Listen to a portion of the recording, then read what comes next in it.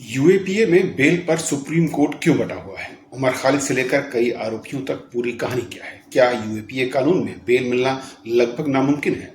फिर कुछ आरोपियों को जमानत कैसे मिली और आखिर क्यों सुप्रीम कोर्ट खुद अपने पुराने फैसलों पर उलझ गया है? तो आज समझेंगे कि यूएपीए क्या है, किन चर्चित आरोपियों को बेल मिली और सुप्रीम कोर्ट ने कॉन्फ्लिक्टिंग व्यूज यानी विरोधाभासी फैसलों की बात क्यों कही है। तो यूएपीए यानी unlawful activities prevention act Bharat का सबसे सख्त आतंकवाद विरोधी कानून माना जाता है। इस कानून में गिरफ्तारी आसान है लेकिन जमानत बहुत मुश्किल। क्यों? क्योंकि धारा 43D5 के तहत अगर कोर्ट को पहली नजर में आरोप सही लगते हैं तो बेल रोक दी जाती है। अब विवाद कहाँ है? सुप्रीम कोर्ट की अलग अलग बेंचों ने अलग अलग मामलों में अलग सोच दिखाई।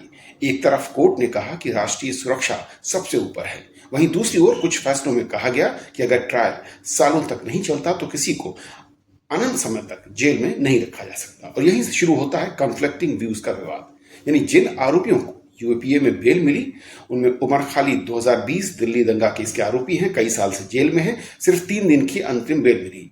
नियमित बेल पर लड़ाई चल रही है। सरकार का आरोप है दिनों की साजिश, समर्थकों का दावा है राजनीतिक निशाना बनाया गया। शर्जील इमाम दिल्ली दंगा और भड़काऊ भाषण मामले में आरोपी हैं, यूएपीए लगा है लेकिन लंबे समय से जेल में, उन्होंने बताया। कुछ मामलों में राहत मिली लेकिन मुख्य केस जारी है। वर्नन गोंजाल्वेस और Arun Ferreira Bhima Koregaon case Supreme Court ने बेल देते हुए कहा कि सिर्फ विचारधारा या साहित्य रखने से कोई आतंकवादी नहीं हो सकता। यह फैसला बड़ा माना गया क्योंकि कोर्ट ने व्यक्तिगत स्वतंत्रता पर जोर दिया। सुधा भारद्वाज केस मानवाधिकार कार्यकर्ता भीमा कोरेगांव केस में गिरफ्तार, लंबे समय बाद बॉम्बे हाईकोर्ट से डिफॉल्ट बेल मिली। कोर्ट ने जांच प्रक्रिया को तकनीकी खामियों को देखा। सिद्दीकी कप्पन पत्रकार थे, हाथरस जाते समय गिरफ्तार किए गए, यूएपीए लगाया गया। सुप्रीम कोर्ट ने बेल देते हुए कहा कि हर व्यक्ति को अभिव्यक्ति की स्वतंत्रता है। सुप्रीम कोर्ट के कॉन्फ्लिक्टिंग व्यूज आखिर हैं क्या? पहला व्यू है कि सुरक्षा पहले। कुछ फैसलों में कोर्ट ने कहा कि यूएपीए गंभीर कानून है और जमानत देने में बहुत सावधानी जरूरी है और इसीलिए कई आरोपियों की बेल खारिज कर दी गई। दूसरा व्यू कहता है कि लंबी जेल भी अन्याय हो सकती है।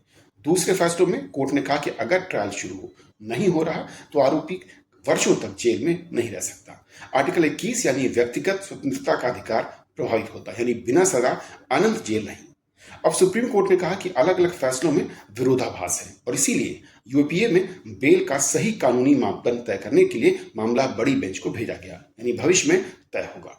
राष्ट्रीय सुरक्षा और नागरिक स्वतंत्रता, इन दोनों के बीच सीमा कहाँ है? तो सवाल सिर्फ यूएपीए का नहीं, सवाल ये है कि क्या किसी व्यक्ति को ट्रायल से पहले वर्षों तक जेल में रखा जा सकता है और ये न्याय है? आपकी क्या राय है? अपनी राय कमेंट बॉक्स में जरूर बताइए।